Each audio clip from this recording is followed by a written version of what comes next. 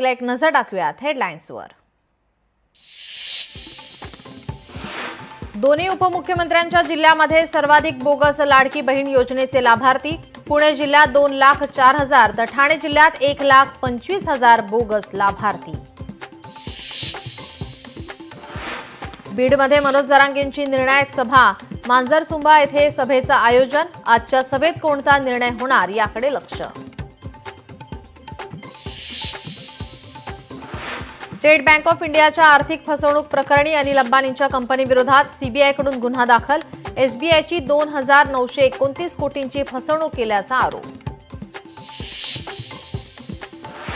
मुख्यमंत्री देवेंद्र फडणवीस वेळ देत नाहीत।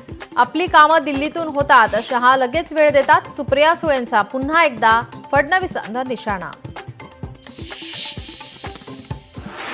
मटण खाल्लं तर पाप काय, आपण मटण खातो, आपल्या पांडुरंगाला चालतं। सुप्रिया सुळेंचं वक्तव्य, तर सुळेंच्या वक्तव्याला वारकरी उत्तर देतील, फडणवीसांचं प्रत्युत्तर। रोज बोलतात बोट चोरी झाली पण त्यांचं डोकंच चोरी झालं। बिहारमध्ये जाऊन महाराष्ट्राची बदनामी केली। विरोधकांना सुबुद्धी येऊ, मुख्यमंत्री फडणवीसांचा विरोधकांवर हल्लाबोल। 5 वर्ष कोणतीही योजना बंद होणार नाही, मुख्यमंत्री फडणवीसांचं। लाडक्या बहिणींना आश्वासन, 1 कोटी बहिणींना लखपती बनवण्याचंही ध्येय। ट्रम्प यांच्या 50% टॅरिफनंतर भारताचं मोठं पाऊल। अमेरिकेला जाणाऱ्या बहुतेक आंतरराष्ट्रीय टपाल सेवा तात्पुरत्या स्वरूपात स्थगित।